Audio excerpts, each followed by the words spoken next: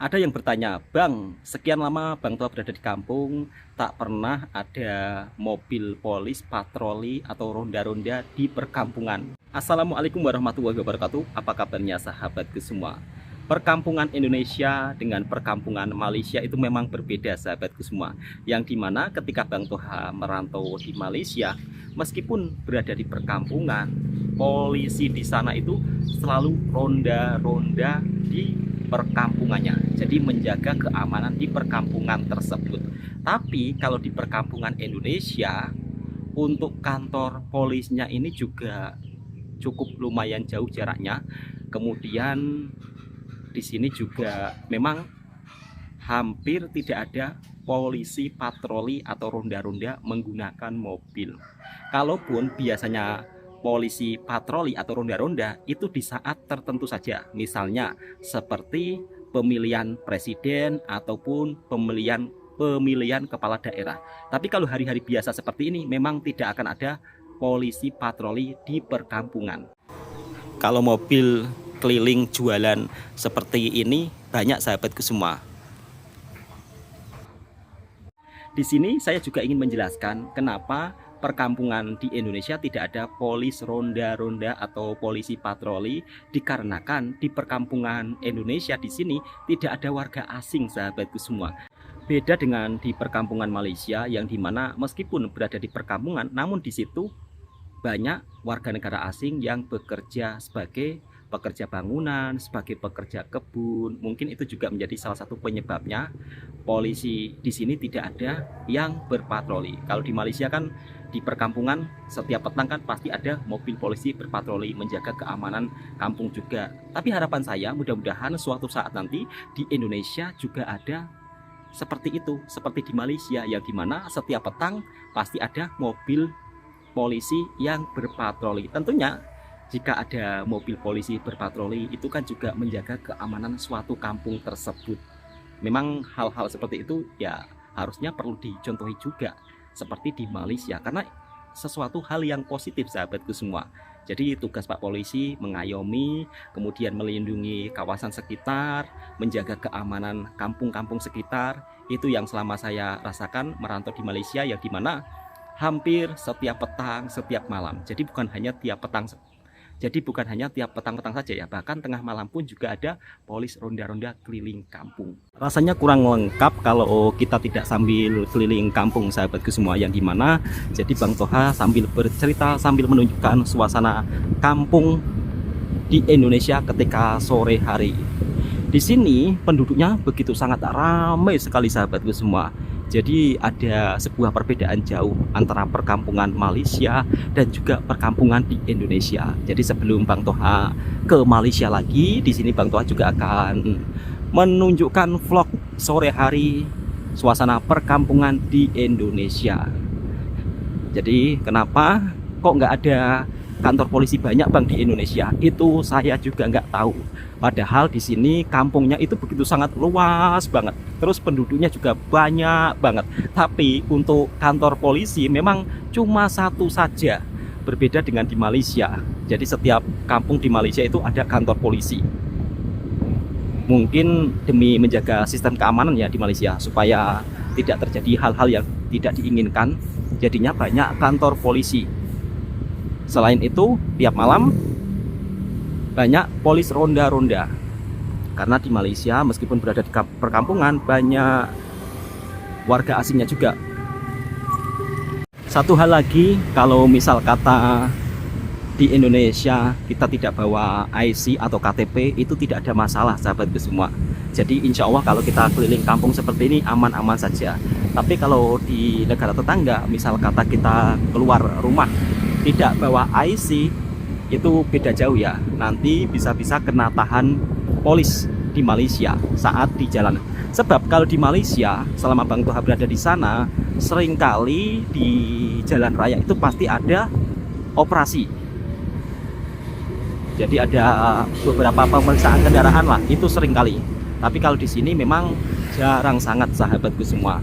Kalaupun ada hanya hari-hari tertentu saja. Dan inilah suasana sore hari di kampungnya Bang Toha, yang dimana di sini merupakan salah satu tempat street foodnya ya. tempat jualan makanan-makanan. Ada Maggi, ada nasi kucing.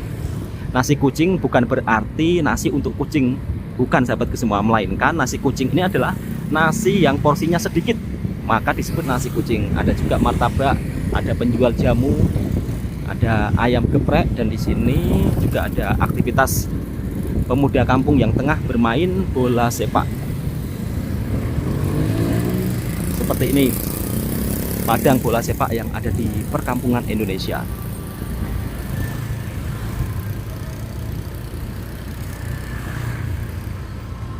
Kalau untuk di perkampungan seperti ini jarang sekali ada pertandingan bola sepak antar kampung ya sahabatku semua. Kalau untuk sepak bolanya cuma untuk warga di sini saja, jadi jarang ada liga antar kampung. Oke, kita menuju ke depan, yang dimana sekarang di perkampungan Indonesia sudah ada kemajuan lah sahabatku semua. Jadi anak-anak sekolah di sini sekarang sudah dapat makan percuma. Alhamdulillah. Kalau dulu waktu Bang Toha sekolah belum ada, tapi sekarang dari tahun ke tahun sudah cukup lumayan maju lah. Meskipun Indonesia agak tertinggal ya. Kalau di Malaysia makanan gratis itu sudah sejak lama. Tapi kalau di sini baru-baru ini ya, semenjak Pak Prabowo jadi presiden, setidaknya ada perubahan lah sahabatku semua. Makanya saya kemarin juga agak terkejut membaca komentar-komentar sahabat-sahabat daripada Malaysia juga, yang dimana kadang-kadang kalau komentar itu kelakar juga. Bang, nggak ada warga Bangladesh kah di sana?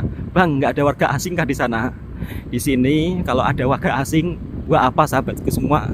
Karena lapangan pekerjaan di sini pun juga tidak banyak, untuk warga sendiri saja kekurangan, apalagi untuk warga asing. Ya jelas memang warga asing tidak akan ke Indonesia, apalagi untuk nilai rupiah sekarang juga agak jatuh sahabatku semua, yang dimana kalau untuk ringgit Malaysia sekarang makin naik. Jadi bersyukurlah untuk teman-teman yang bekerja di Malaysia.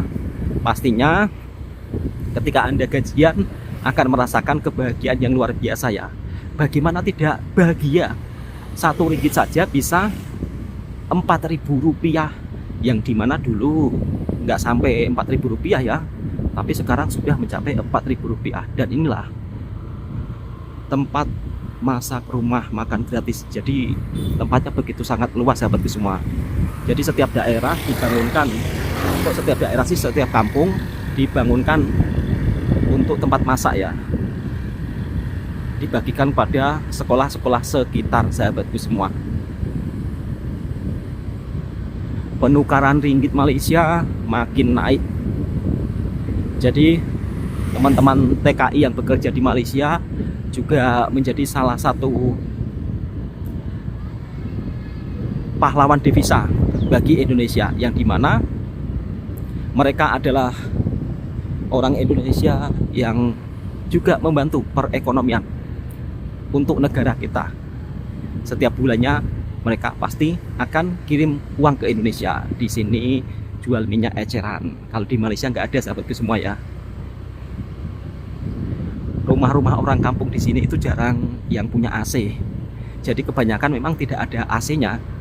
Kalau di Malaysia kan meskipun di perkampungan, rumah-rumahnya kan pakai aircon semua ya, tapi di sini enggak sahabatku semua. Ada juga yang bertanya, apakah nggak panas bang kalau nggak pakai aircon? Kalau di sini nggak begitu panas sahabatku semua. Beda dengan di Malaysia, yang dimana kalau tidak pakai aircon kadang-kadang kan cukup lumayan panas ya. Makanya kebanyakan rata-rata rumah di perkampungan Malaysia pakai aircon. Sudah ada airconnya, pakai kipas angin pula. Kalau di sini ya seperti ini sahabatku semua rumah-rumahnya.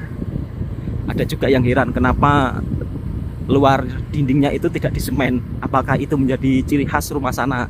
Enggak juga sahabatku semua. Itu mungkin karena terkendala dana, ataupun mungkin mereka menganggapnya di luar nggak perlulah dikasih semen mungkin lah.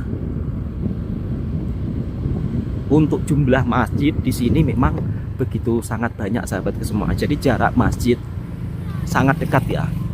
Di sini masjid. Nanti sekejap lagi juga akan ada masjid. Salah satu kayu yang cukup lumayan mahal, kayu jati. Jadi video ini Bang Toha on terus biar terlihat real ya, tanpa Bang Toha edit.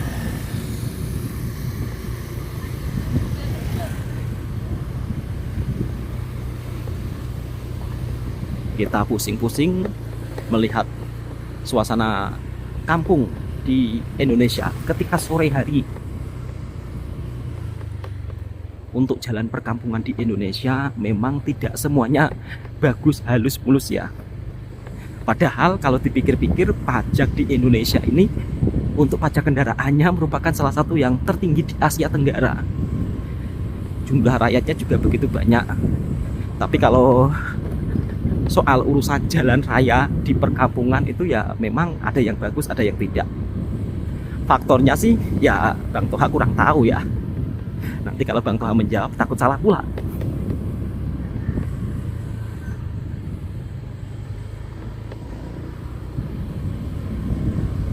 Padahal ini dengan rumahnya Bang Toha itu sebelah saja, tapi Bang Toha belum pernah ngevlog ke sini.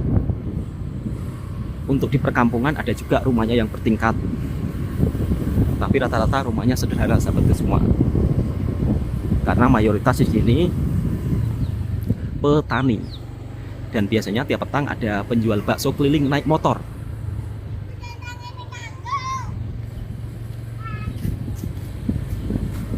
Dan mobil di Indonesia rata-rata Avanza. Jadi kenapa mobil di Indonesia rata-rata beli Avanza? Karena bisa muat banyak penumpang. Nah ini musola. Dari mulai musola, masjid memang di sini jaraknya sangat lumayan dekat sahabatku semua. Jadi tidak begitu sangat jauh lah.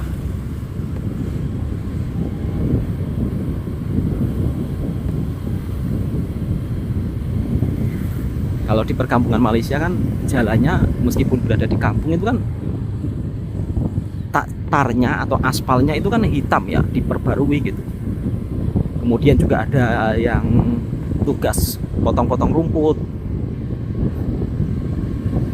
Luar biasa sih memang negara tetangga yang dimana segala hal-hal yang mendasar itu benar-benar diperhatikan loh. Ini bukan tentang perbandingan ya, melainkan Bang Toha berbagi cerita hal-hal yang positif.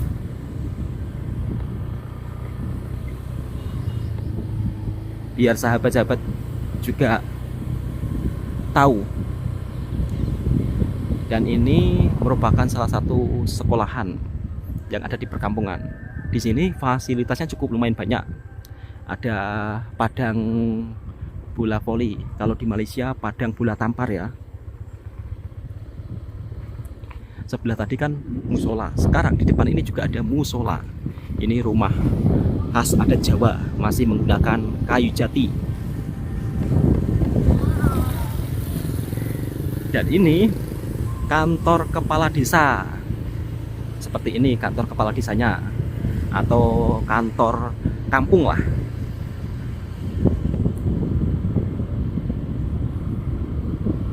Ada pos ronda untuk menjaga kampung seperti ini. Biasanya yang jaga pemuda-pemuda. Di sini yang punya mobil cukup banyak sahabatku semua. Tadi ada mobil Avanza, sekarang mobil Vios. Ini kawasan pondok pesantren. Tadi musola, sekarang depan ini pun juga musola sahabatku semua. Ini juga ada mobil Toyota. Jadi cukup lumayan banyak yang punya mobil di sini.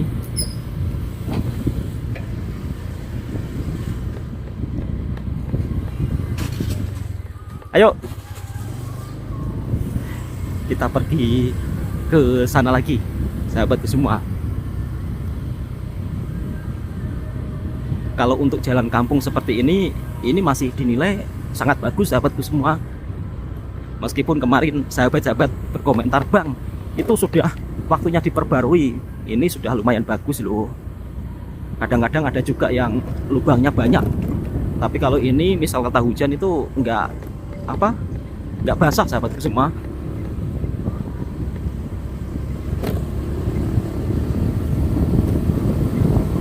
Rumahnya di sini memang sangat padat dan rapat memang.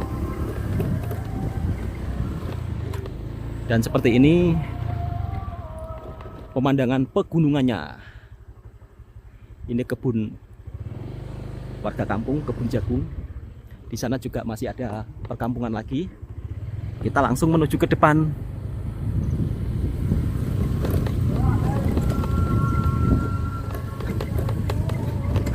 Kalau sore hari seperti ini, kadang-kadang saya juga rindu mengingat waktu merantau di Malaysia, yang dimana saat sore hari Bang Toha biasanya akan jalan-jalan ke perkampungan, cari makan di kedai kampung orang Melayu bersama Mas Randy, cari sup tulang, sup ekor, sup daging. Tapi kalau di sini nggak ada yang jual. Dan ternyata Mas Randy juga akan balik kampung, sahabatku semua, 13 hari bulan. Kalau di Malaysia rumah Melayu itu kan rumah panggung. Kalau di Indonesia rumah adat Jawanya seperti ini. Depan itu rumah adat Jawa, sahabatku semua, masih menggunakan kayu jati. Tapi sekarang sekarang untuk bangunan baru buat rumah adat Jawa itu mahal.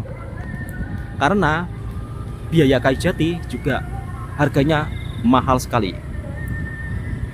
Di sini ada juga yang punya mobil Honda. Anak-anak kampung begitu happy.